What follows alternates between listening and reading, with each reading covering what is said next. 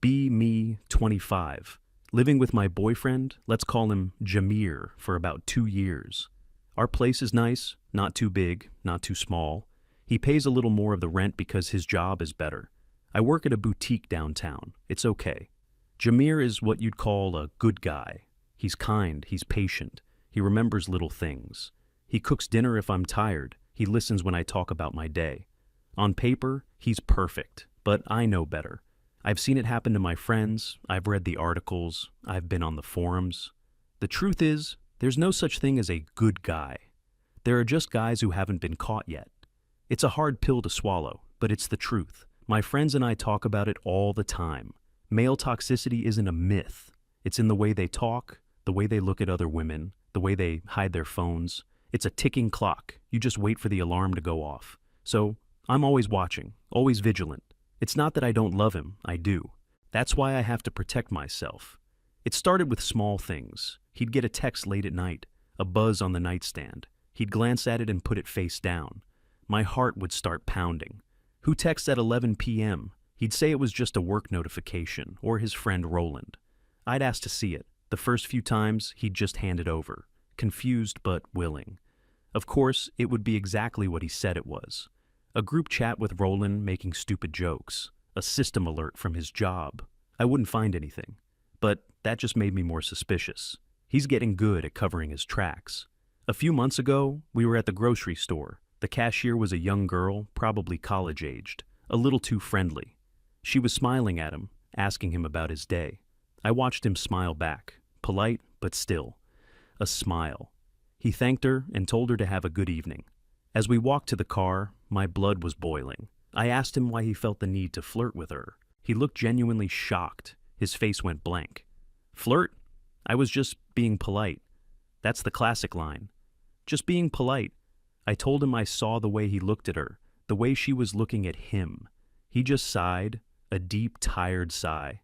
He tried to explain that it's normal human interaction, that he's allowed to be pleasant to service workers. I told him he didn't understand. He's a man. He doesn't see the power dynamics. He was using his position to charm her. He didn't even argue after that. Just drove home in silence. The silence was the worst part. It felt like he was hiding his anger that I had caught on to his little game. That night, I waited until he was asleep. I took his phone from the nightstand. My hands were shaking. I knew his passcode. He gave it to me ages ago when he needed me to check directions while he was driving. I spent over an hour going through everything. Texts, calls, social media, photos, even his search history. Nothing. Absolutely nothing. Every message was innocent. Work stuff, family, Roland. His search history was all about fixing a leaky faucet in our bathroom and looking up recipes for a dish I mentioned I wanted to try. I felt a wave of something. Not relief. It was frustration. He was just too good at deleting things. I put the phone back, my mind racing. He's smarter than I thought. The next morning, he made me coffee, just like always. He didn't mention the fight. He acted like everything was normal. This was a tactic, gaslighting, making me feel like I was the crazy one for being suspicious. I drank the coffee, but I didn't let my guard down. His friend Roland is a big part of the problem. Roland is single and very vocal about it. Whenever he comes over, I can hear them talking in the other room. I try to listen in. Roland is always telling him stories about his dates, about women. I'm sure he's a bad influence. Probably feeding Jameer ideas, telling him he can get away with things. One time, I confronted Jameer about it. I asked him what he and Roland really talk about. He said they talk about video games, work, sports, the usual stuff. I told him I don't believe him. I said, Roland sounds like the kind of guy who encourages his friends to cheat. Jameer got defensive for the first time in a while. He told me Roland is his best friend and a good person, and that I was being unfair. He said Roland actually thinks he's a lucky guy to have me, another manipulation tactic, trying to make me feel special while deflecting. I told him to tell Roland to stop coming over so much. Jameer refused.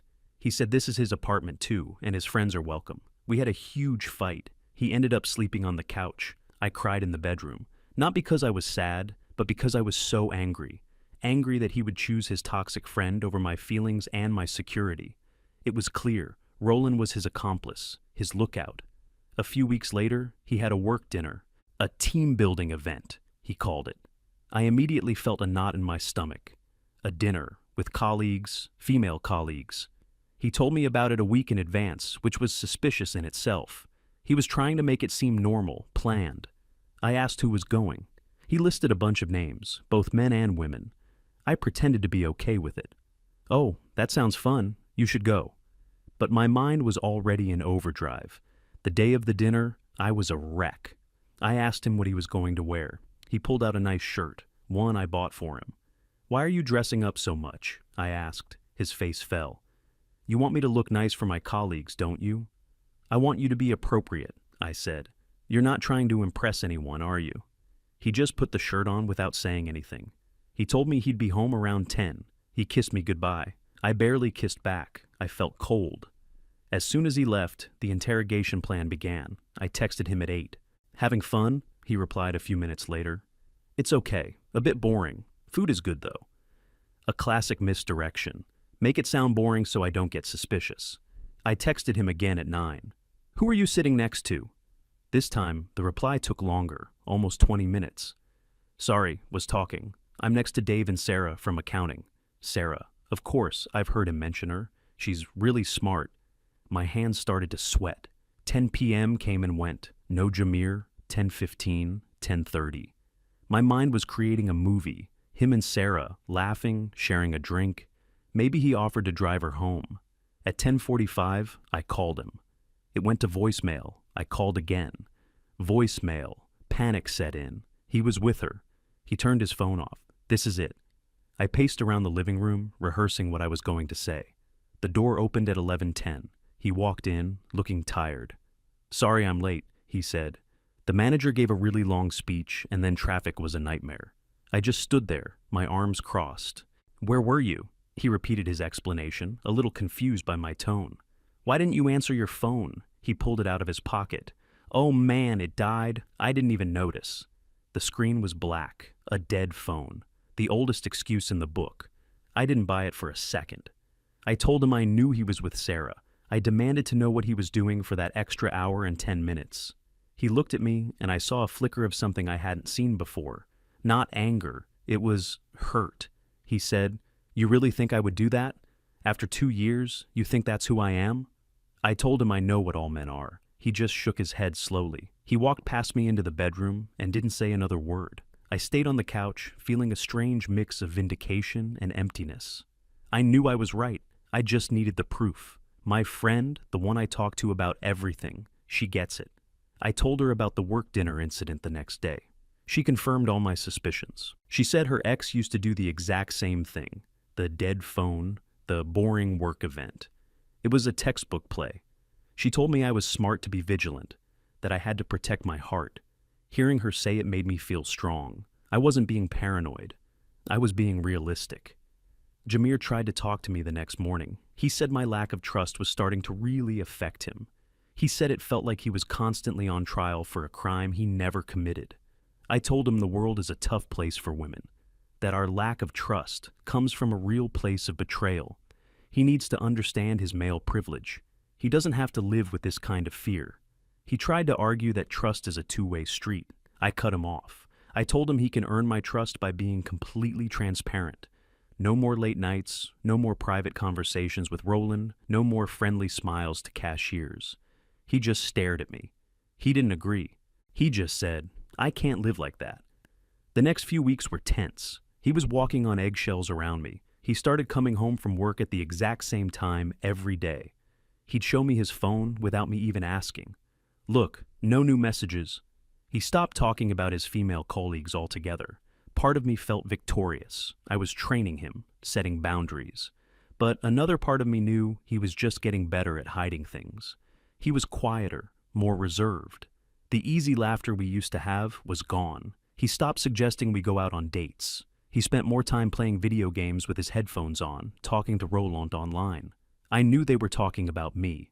Roland was probably telling him to leave me, to find someone chill. That's what men call women who are too naive to see what's really going on. One Saturday, I was cleaning out a closet. I found an old shoebox filled with his stuff. Old photos, concert tickets, things from before he met me. I found a picture of him with another girl. They were at the beach smiling. His arm was around her. A hot wave of jealousy washed over me. Who was this? I took the photo into the living room where he was reading. I held it up. Explain this. He looked at the photo, then at me. There was no panic in his eyes, just weariness. That's my cousin, he said. We grew up together. That picture is from a family vacation like 6 years ago. His cousin. Right. I asked him why he kept a picture of another woman hidden in a box. It's not hidden, he said, his voice flat. It's a box of memories. She's family.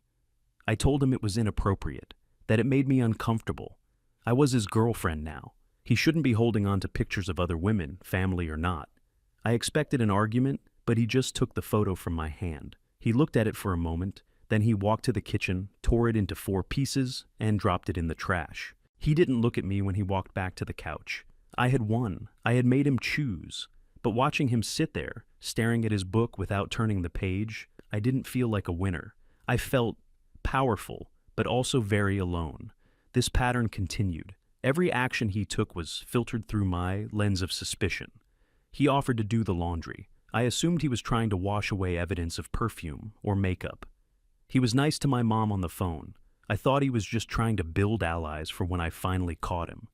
He bought me flowers for no reason, a clear sign of a guilty conscience. Each time I'd confront him, and each time he would have a simple, logical explanation. And each time I would refuse to believe it.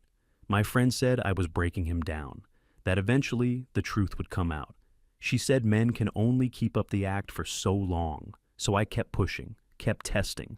I felt like a detective on the verge of cracking a huge case, the case of my own relationship. He started spending more time at the gym after work. This was a massive red flag. Getting in shape? For who?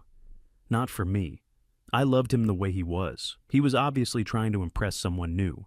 I started checking his gym bag when he got home, sniffing his clothes for any hint of female perfume.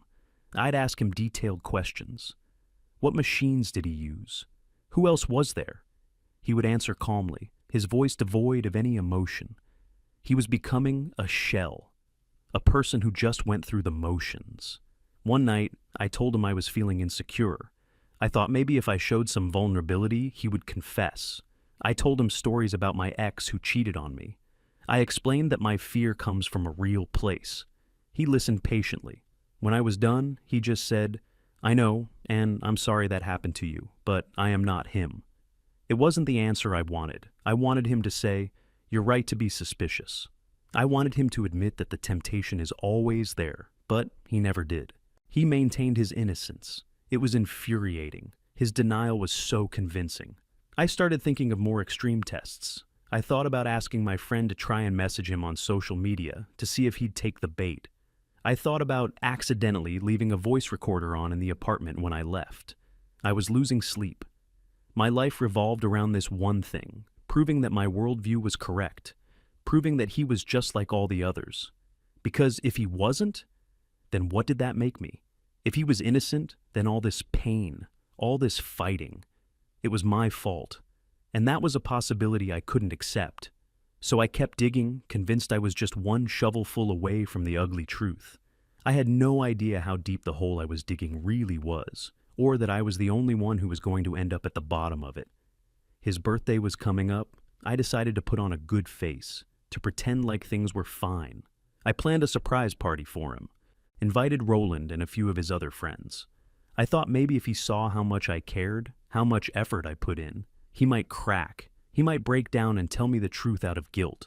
The party was awkward. His friends were polite to me, but distant. I could feel them watching me. I could hear them whispering when I left the room. Roland barely spoke a word to me. He just gave me a tight, forced smile. Jameer seemed genuinely surprised and happy for a little while, but the happiness didn't reach his eyes. He looked tired, so incredibly tired. After his friends left, he thanked me for the party. He said it was really thoughtful. I used the moment to press him. I said, I do all this for you. I just hope you're being honest with me. He didn't answer. He just started cleaning up the empty beer bottles and paper plates. His silence was my answer. He was hiding something. I was closer than ever. I just needed one final piece of evidence, one undeniable mistake. And I was sure that sooner or later, he was going to make it. I had to be ready when he did. The apartment felt different after his birthday. The air was thick with things left unsaid. He was polite, but it was the politeness of a stranger, a roommate. He built a wall around himself, and I was on the outside of it. This was, of course, more proof. He was emotionally withdrawing, detaching himself from me to make it easier when he finally left for someone else. My friend agreed. She said it's a classic pre-cheating phase. Emotional distancing. It had a name that made it feel more real, more scientific. I had to intensify my efforts. He had a big project at work. He told me he'd have to stay late a few nights to get it done. I just nodded. Okay, just keep me updated. The first night he was supposed to be late, I felt my pulse quicken all day. This was the perfect opportunity for him. He texted me around 6 p.m. Hey, just starting on the final reports. We'll probably be here another 2 hours. I waited until 7:30. Then I called the main line for his office. My heart was pounding as I navigated the automated menu to get to his department. A woman answered. Not a receptionist, someone who worked there. I disguised my voice, made it a little higher. I asked if Jameer was available. There was a pause. I heard her call out his name. Hey, Jameer, phone for you. I heard his voice in the background. Who is it? She didn't say. Another pause. Then he was on the line. Hello? I hung up. My hands were shaking. He was there. He was actually at work. But for a split second, I had felt a thrill, the thrill of the chase, of almost catching him. The fact that he was there didn't make me feel relieved. It made me feel foolish, and I hated feeling foolish. He came home around 8:30, carrying a takeout bag. Brought you some noodles, he said, placing it on the counter. He looked exhausted. I didn't mention the phone call. Instead, I asked him who answered the phone in his department. He blinked. What? Oh, that was probably Laura. Why? Laura. Another name. I filed it away. No reason, just curious who else was stuck there late with you. Just a few of us on the project team, he said, taking off his shoes. I watched his every move. He wasn't acting guilty, which meant he was a very, very good liar. The next day he came home with a small gift bag. He handed it to me. I saw this and thought of you. Inside was a beautiful scarf in my favorite color. A few months ago, I would have been thrilled. Now, my first thought was a guilt gift. He must have done something, or he's planning to do something. I held the scarf. It was soft. Thank you, I said, my voice flat. What's the occasion? No occasion, he said. Just wanted to get you something nice. Things have been tense. I thought it might help. So it was a bribe, a peace offering to make me lower my guard. I looked at him. Where were you when you bought this? He sighed. I went out during my lunch break. There's a shop near my office. I nodded slowly. Alone? The light in his eyes just went out. Yes, Sienna. Alone.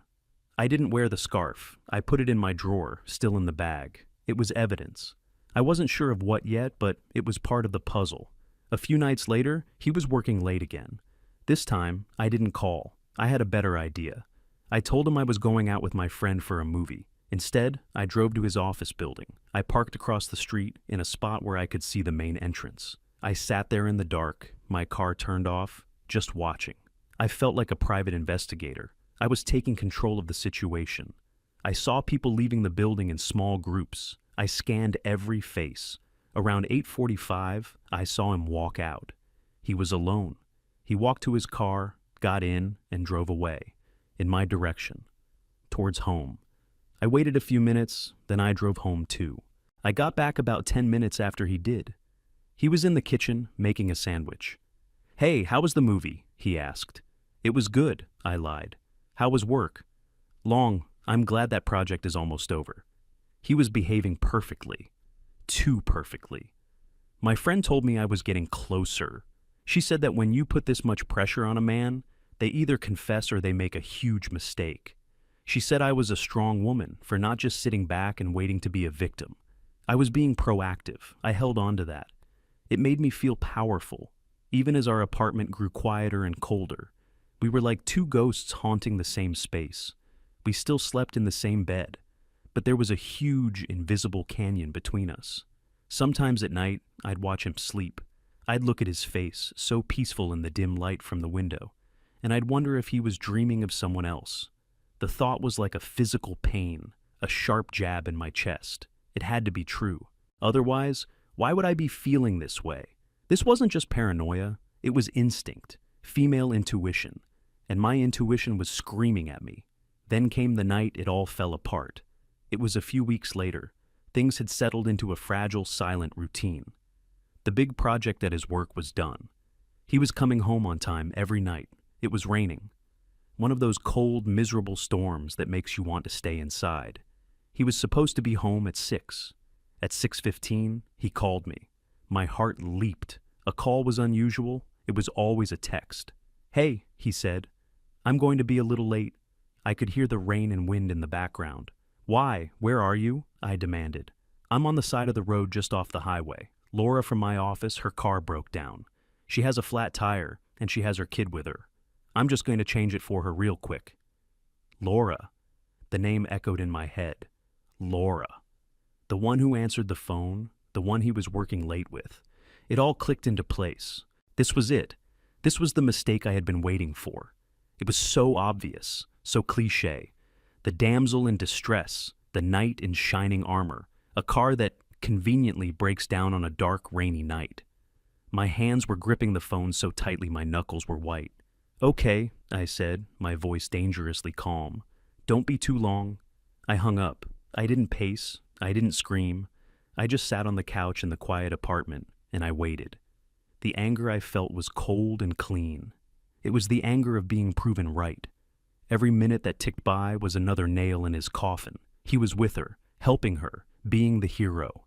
I pictured them, him on his knees in the rain, looking up at her looking down, grateful, impressed. A spark. A moment. That's all it takes. He walked in the door a little after 7. He was soaked to the bone. His hair was plastered to his forehead. His jacket was dripping on the floor. He looked utterly miserable.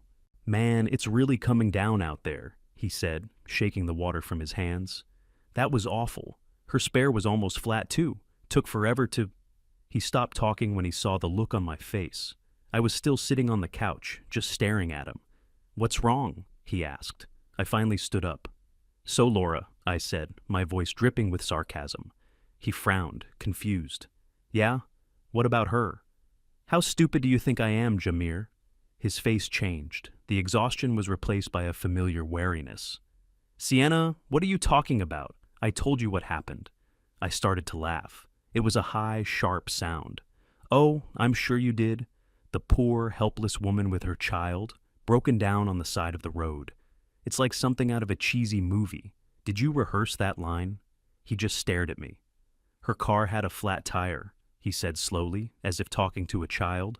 "It happens.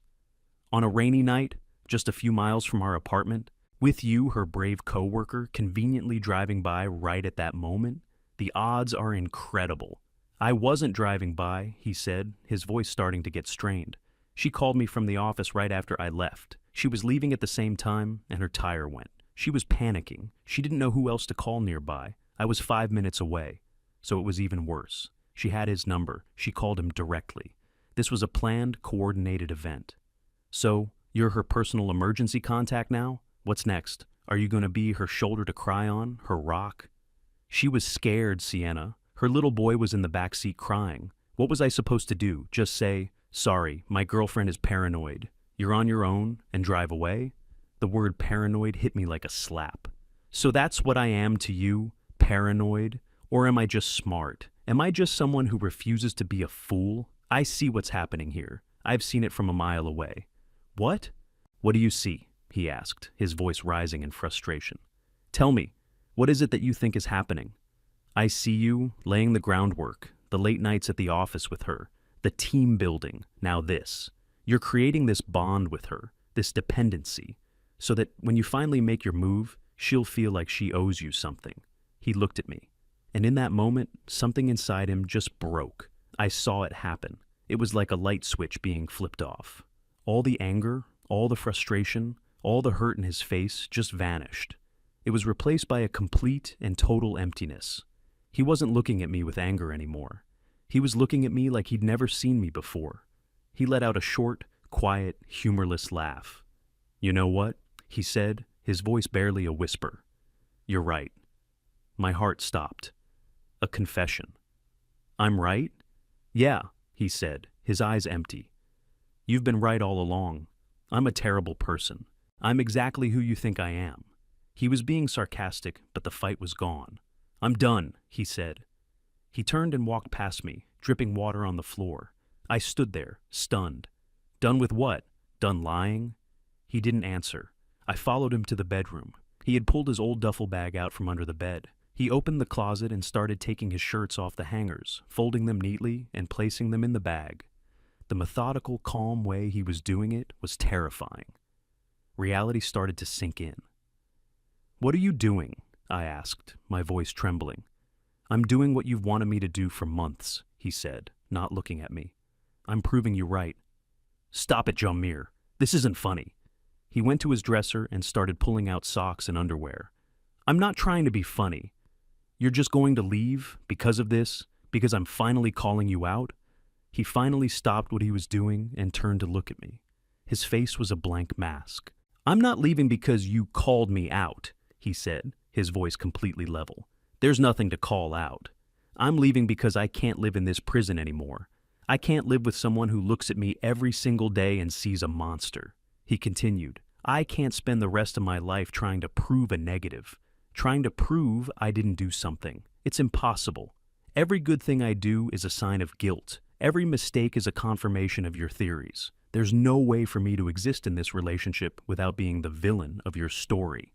He zipped up the duffel bag. So, okay, he said, shrugging slightly. I'll be the villain. He walked to the nightstand and grabbed his keys and wallet. He looked around the room, then back at me. You win, Sienna. You finally broke the case. You were right all along. He walked out of the bedroom. I followed him, my mind unable to process what was happening. This wasn't how it was supposed to go. He was supposed to break down, cry, beg for forgiveness. He wasn't supposed to just leave. He walked to the front door and put his hand on the knob. He took the key to our apartment off his keychain and set it on the small table by the door. He didn't even look at me. Goodbye, he said to the door. And then he was gone. The door clicked shut behind him, and the sound echoed in the sudden, deafening silence of the apartment. I stood there, in the middle of the living room, completely frozen. I had won. I had finally been proven right. He had run away. So why did I feel like I had just lost everything? The first few hours after he left were a blur. I just stood in the living room, listening to the rain hit the windows. The silence was louder than any of our fights. My first instinct was to call my friend. I needed her to tell me I did the right thing. I picked up my phone, my fingers hovering over her name. I told her what happened. He's gone. I confronted him about Laura, and he just packed a bag and left. There was a pause on her end. See, she said, her voice full of triumph. I told you, you cornered him, and he ran. Guilty people always run. Her words were like a balm on a raw wound. Guilty people run. He ran. Therefore, he was guilty. The logic was simple and comforting. I spent the rest of the night on the couch, wrapped in a blanket, feeling a strange sense of vindication. I had dodged a bullet. I had saved myself from years of future heartache. I was strong. I was smart. I didn't let him fool me. I slept on the couch. The bedroom felt too big, too empty. The next morning, I woke up feeling hungover, even though I hadn't had anything to drink. His side of the bed was perfectly made. His coffee mug wasn't by the sink. The small, everyday proofs of his existence were gone. It was unnerving. I went about my day, trying to feel normal, trying to feel liberated. I texted my friend again. Feeling so free today. It's like a weight has been lifted. She sent back a bunch of celebratory emojis. But I didn't feel free. I felt adrift.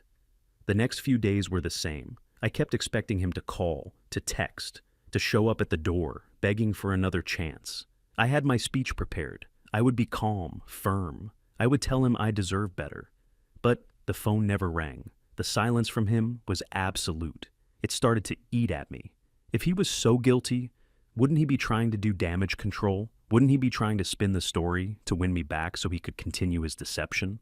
His complete absence didn't fit the narrative. I logged into our shared phone bill account online. My heart was pounding. Now I would get the proof, the hard data. I looked at his call log for the past month. Calls to his mom, calls to his dad, Dozens of calls to Roland, calls to the pizza place down the street, and Laura. I scrolled down, looking for her name. I found the call from the night he left. It was 1 minute long, just long enough for her to tell him she was in trouble. I kept scrolling, back a week, back a month. There were no other calls between them, none. I checked his texts, It was the same, work-related group chats, jokes from Roland, reminders from his dentist. Nothing. It didn't make sense. He must have a second phone, a secret app. The need to find the proof became an obsession. It was the only thing that could justify the cavernous emptiness in the apartment, in my life. I started tearing the apartment apart. I was looking for something, anything, a note, a receipt, a business card. I went through the pockets of all the clothes he'd left behind in his closet. I found old movie ticket stubs from our first dates, a crumpled receipt for the flowers he'd bought me, a grocery list, nothing incriminating. My search got more frantic. I checked under the mattress, behind the dresser. Finally, I got to the closet in the spare room. On the top shelf, there was an old shoebox. It was where he kept some of his important papers and old keepsakes. I had been through it before when I found the picture of his cousin, but I had to look again. I must have missed something. I pulled the box down, dust puffing into the air. I sat on the floor and opened it. Old tax documents, his birth certificate, a couple of old passports, and underneath them all, a small dark blue velvet box. My breath caught in my throat. This was it. It had to be. A gift for her. He probably bought it and was waiting for the right time to give it to her. My hands were shaking so hard I could barely open it. I was preparing myself for what I would find. A ring? Earrings? I lifted the lid. Inside, nestled on a bed of white satin, was a silver necklace. It was delicate. A thin chain with a small, simple charm. I recognized it instantly. We had been walking past a jewelry store a few months ago. I had pointed it out in the window. I had said, "Oh, that's beautiful, so simple." I hadn't thought about it again. I never imagined he was even listening. My mind reeled. Why would he have this? Maybe he bought it for me as another guilt gift and then changed his mind. I lifted the necklace out of the box. Underneath it, there was a folded piece of paper, a receipt. I unfolded it. It was from the jewelry store. My eyes scanned for the date of purchase. It was from over a month ago. Before the work dinner, before the late nights, before the final fight. Tucked in with the receipt was another piece of paper. It was a printout.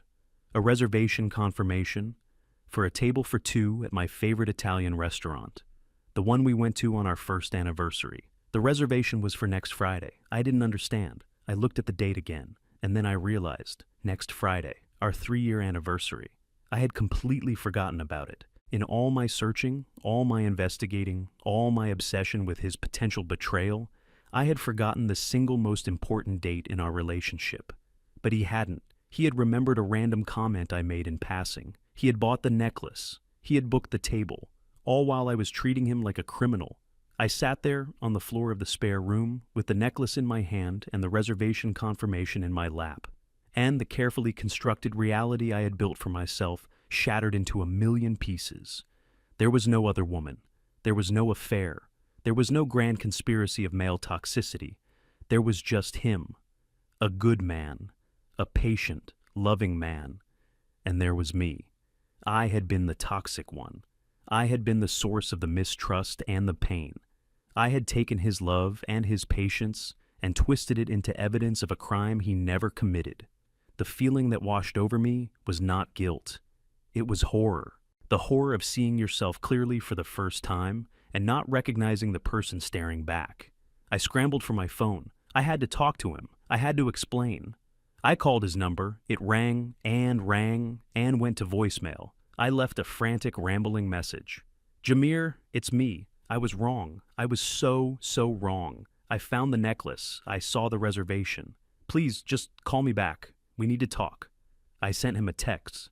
"I'm so sorry. I messed everything up. Please give me a chance to fix this." No reply. I sent another. "I love you. I was just so scared." The little delivered notification under the message was a cruel joke. Hours passed. Nothing. I called my friend, the one who had been my cheerleader through all of this. I told her everything, about the necklace, about the anniversary. I was crying so hard I could barely get the words out. I expected her to comfort me, to tell me we could fix it. But she was quiet. "Oh," she said finally. Her voice was small. "What do I do?" I sobbed. I don't know, Sienna," she said. "Maybe he just needs some space." Her certainty was gone. Her righteous anger had vanished. She couldn't help me. She was just as lost as I was. The next day I called Roland. I hated doing it. I had treated him so poorly. But I was desperate. He answered on the second ring. "What do you want, Sienna?" His voice was cold as ice. I started apologizing for everything, for how I had treated him, for what I had done to Jameer. He cut me off.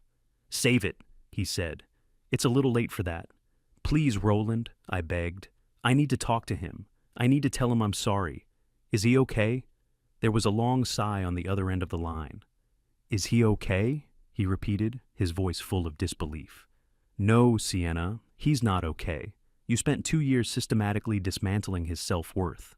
You turned his home into a courtroom where he was always the one on trial.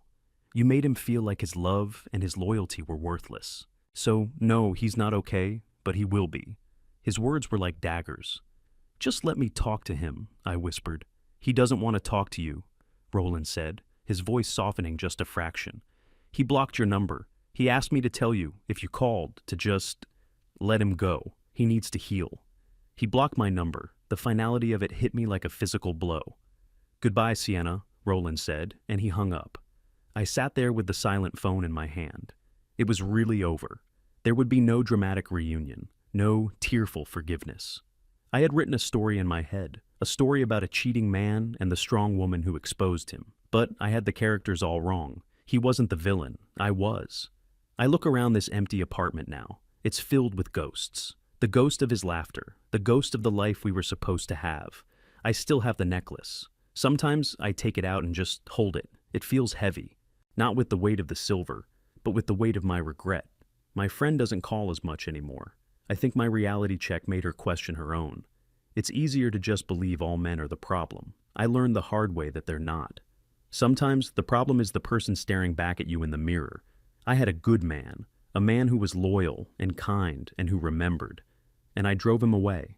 Not with another woman, but with my own toxic beliefs.